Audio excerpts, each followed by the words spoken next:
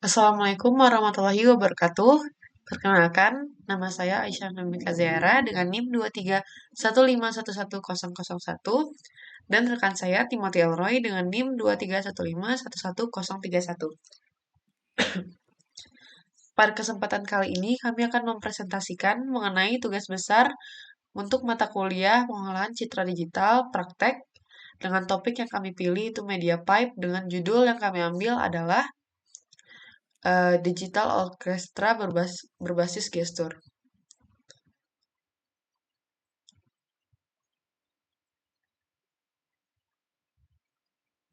Nah, Precision Orchestra Conductor System Control Orchestra digital berbasis gestur.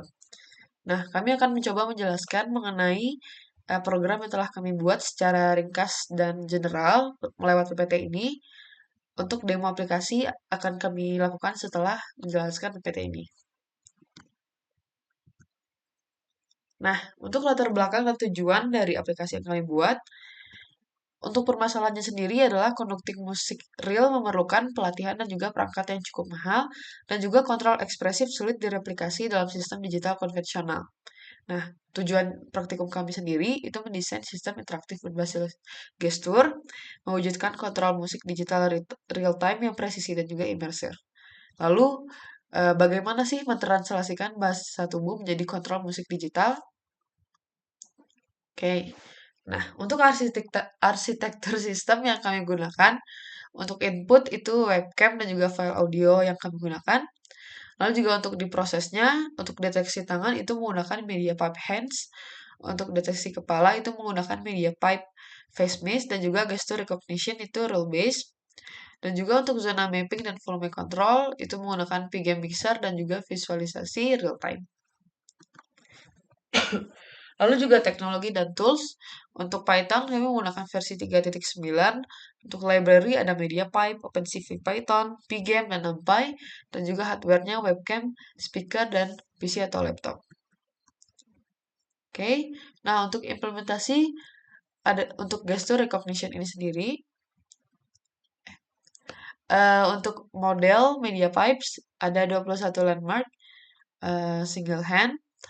Untuk metode rule-based gesture classification. Untuk gestur aktifnya ada beberapa, yaitu point. Ini untuk memilih instrumen secara spesifik. Lalu gestur seperti yang terlihat itu untuk play all dan juga mengepal itu untuk stop all. Lalu pitch untuk conduction beat dan metal untuk soft playing dan juga akurasi deteksi pada gestur telunjuk tunggal sebanyak 95%. Nah, mungkin untuk selanjutnya akan dijelaskan oleh rekan saya.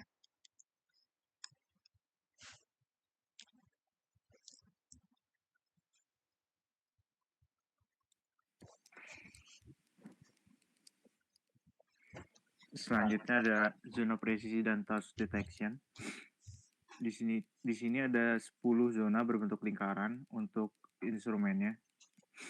Setiap instrumen satu lingkaran. Di sini dibuat lokasi dan radius yang diatur manual berdasarkan rasio frame-nya. Kemudian yang kedua ada metode deteksinya. Metode deteksi yang digunakan di sini adalah deteksi jari telunjuk, yaitu dengan menghitung equivalent distance ke pusat zona yang ada di ujung jari telunjuknya ke lingkarannya. Kemudian ada trigger aktif jika dalam radius 70% dari zona. Setelah diuji, sensitivitas radiusnya menunjukkan radius optimal pada 0,08 sampai 0,1.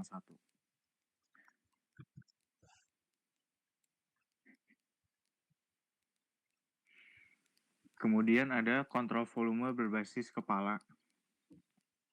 Di sini ada landmark. Jadi untuk pendeteksian kepalanya itu ada di bagian nose tip, di bagian hidung. Landmark 1 dari face mesh. Yang kedua ada algoritmanya, yaitu yang pertama Y coordinate head, klasifikasi volume. J kurang dari 0,3 yang berarti forte, volume keras. Kalau Y-nya 0,3 sampai 0,7 berarti volume mezzo, di tengah-tengah piano dan forte. setengah keras, setengah lembut. Kemudian ada Y lebih besar dari 0,7, berarti volumenya piano, volume lembut. Kemudian di sini juga diimplementasikan smoothing, moving average 3 titik untuk kestabilan, dan juga respons volume update yang kurang dari 30 milisecond dari pergerakan kepala.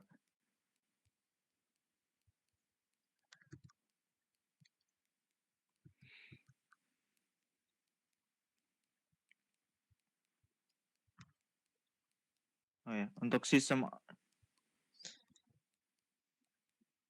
untuknya sendiri dikonfigurasi dengan 10 file yang berekstensi .wav. Kemudian ada 16 channel pygame.mixer dan juga preload audio saat inisialisasi. Untuk latensinya sendiri, yang pertama untuk gesturnya playbacknya kurang dari 50 milisecond. Kemudian stop atau play-nya responsif, tidak delay saat switching antar instrumen.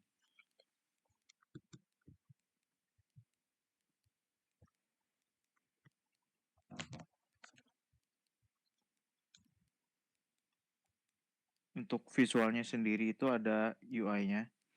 UI-nya di sini bertujuan untuk memperjelas untuk gesturnya dan juga apa pengaruhnya dari gesturnya itu. Di sini ada panel status gesturnya.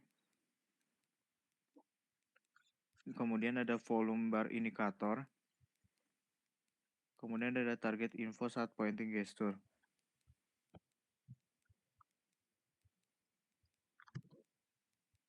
Nah, untuk tantangan praktikum yang kami rangkum selama kami mengerjakan proyek ini, untuk dari sisi masalahnya, itu kami zona overlapping itu sulit untuk dikontrol.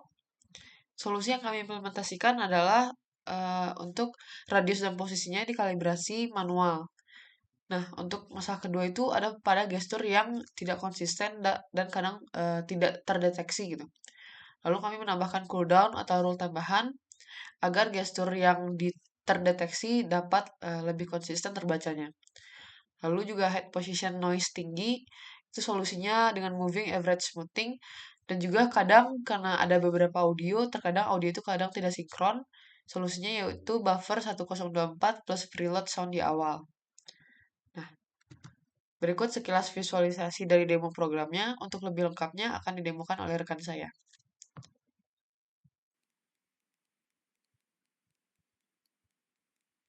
Kemudian di sini untuk demo programnya. Di sini ada lingkaran-lingkaran yang tadi dibilang. Lingkaran ini adalah untuk instrumennya. Dan juga di sini ada tangan saya untuk sebagai penunjuknya. Jadi di sini di ujung telunjuk ini ada lingkaran ini. Ini itu kalau dia berada di area lingkaran instrumen ini, lingkaran-lingkaran ini dia akan memulai instrumennya. Misal contoh yang ini.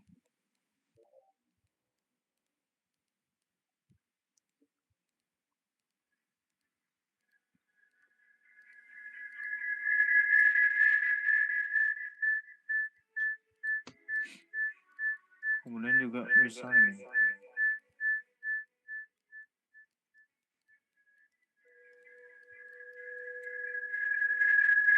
Untuk stop instrumen semua instrumennya bisa dilakukan dengan seperti ini.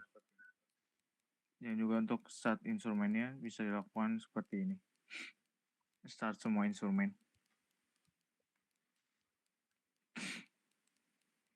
Dan juga untuk mengatur volumenya kita bisa mengangkat kepala seperti ini. Ini adalah volume forte. Kalau di tengah itu mezzo. Kalau kepala kita di bawah adalah volume piano. Untuk stop semua instrumennya bisa dilakukan seperti ini.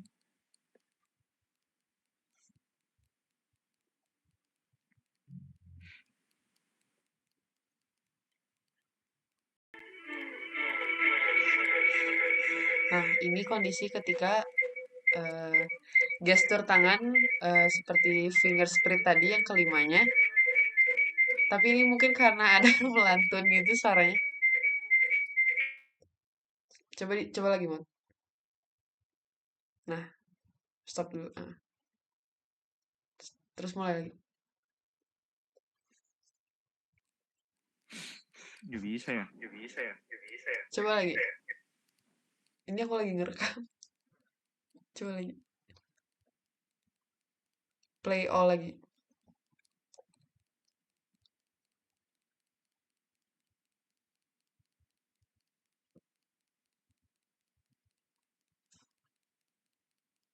Coba di ini lagi. Play all lagi. Coba. Udah.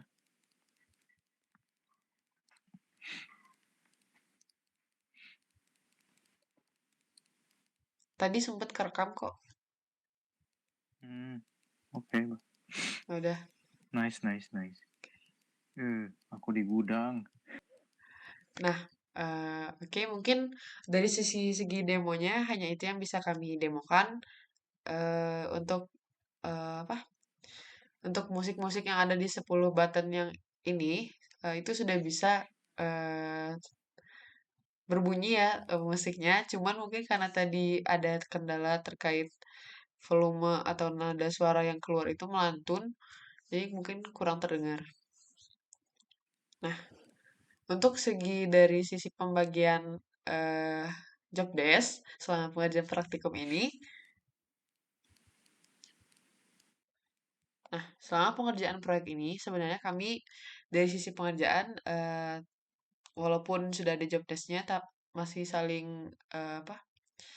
Masih saling membantu dan mencoba gitu ya.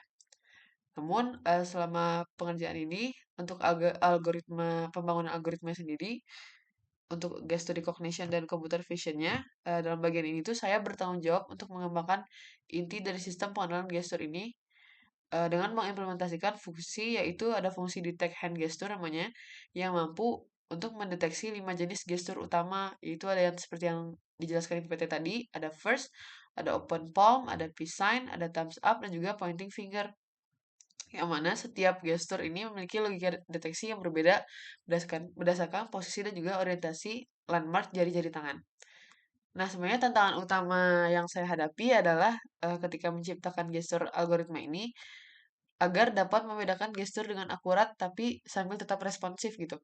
Saya menggunakan pendekatannya itu landmark comparison di mana setiap gestur itu dapat diidentifikasi berdasarkan posisi relatif dari ujung jari terhadap persendian jari. Yang mana ini untuk mencegah false triggering yang saya implementasikan sistem cooldown sekitar 0,3 detik yang memastikan gestur saya hanya dideteksi ketika benar-benar stabil gitu. Dan juga selain itu juga untuk mengembangkan sistem fingertip detection menggunakan landmark 8 atau index fingertip yang menjadi pointer utama untuk mengintegrasi dengan zona dari instrumen yang sehingga sistem ini tuh memerlukan kalibrasi yang tepat untuk memastikan akurasi deteksi posisi fingertip ini dalam kondisi koordinat layar gitu. Lalu juga selain itu update saya tuh ada di head tracking dan juga volume control system. Yang mana pada bagian ini tuh melibatkan pengembangan sistem volume yang dinamis yang dikendalikan oleh eh, kondisi kepala seperti yang tampak pada saat demo tadi. Saya menggunakan beberapa modul dari GitHub MediaPipe Fastmask untuk melacak posisi nostip atau landmark satu sebagai reference point utama. Sistem ini tuh membagi layar menjadi tiga seperti yang telah disampaikan oleh rekan saya Timothy tadi. Ada forte atau volume tinggi, ada tengah untuk mezzo, volume sedang, dan juga bawah piano itu volume rendah.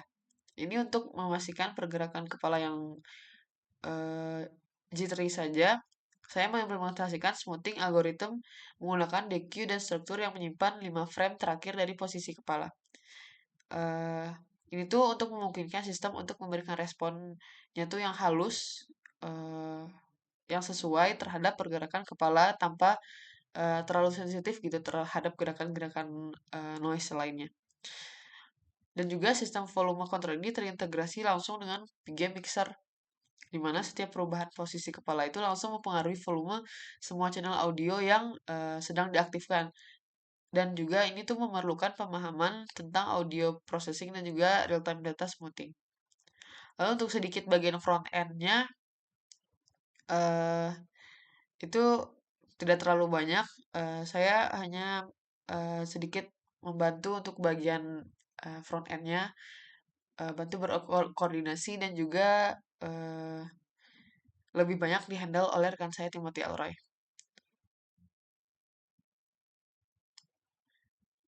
Selain itu, untuk audio sistem arsitekturnya, untuk audio sendiri itu kami cari dari beberapa sumber.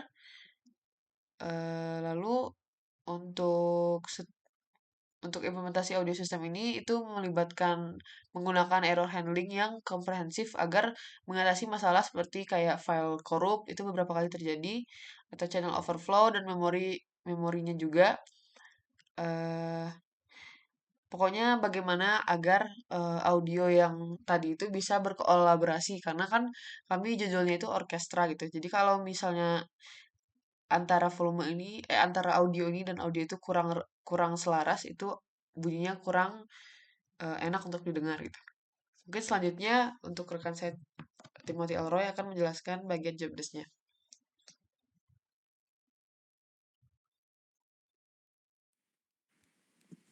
Untuk bagian saya sendiri itu lebih banyak di bagian user interface dan juga user experience.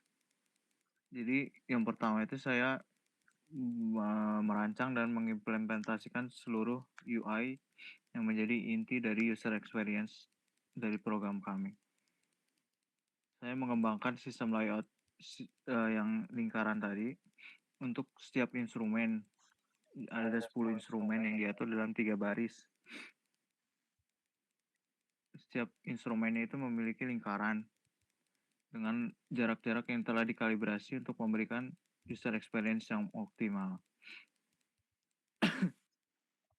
Dalam pengembangan UI ini juga saya mengimplementasikan sistem visual feedback termasuk pulsing effect ketika instrumen diaktifkan, color coding yang unik untuk setiap instrumen dan juga transisi visual yang halus, yang mulus. Saya juga merancang volume indikator bar yang ada di sebelah kanan tadi, yang diatur dengan menggunakan kepala yang memberikan feedback visual real time tentang status volume saat ini. Kemudian saya juga mengimplementasikan zone detection algoritma dan touch system implementation. Nah, untuk ini saya mengimplementasikan fungsi get instrument from fingertip, yaitu algoritma yang menggunakan equivalent distance calculation untuk menentukan apakah fingertip yang tadi ada di ujung jari telunjuk berada dalam radius zona instrumen tertentu. Saya juga mengembangkan touch threshold system yang mencegah retriggering melalui timestamp tracking. Sistem ini jadi saya memastikan bahwa setiap touch gesture memiliki delay sekitar 0,5 detik sebelum dapat dideteksi lagi. Jadi lebih predictable. Saya juga mengoptimalkan radius size untuk setiap zona instrumennya, melakukan testing dan menemukan balance yang tepat antara usability dan juga kepresisiannya. Hal ini melibatkan user testing dan untuk memastikan sistem dapat digunakan dengan nyaman oleh berbagai pengguna.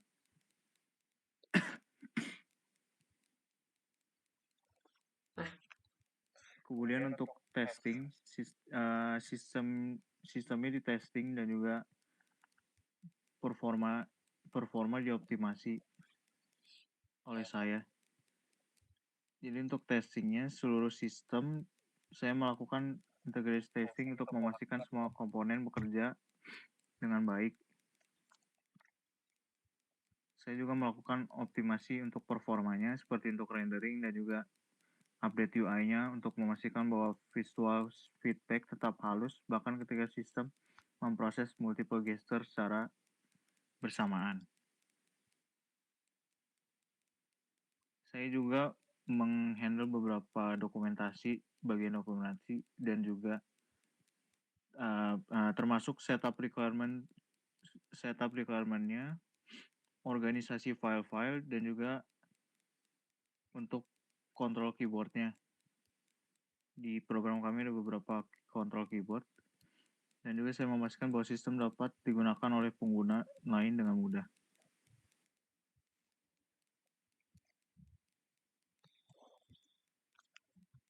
Nah, oke. Mungkin dari segi segi job desk antara saya dan juga rekan saya mungkin hanya sekian.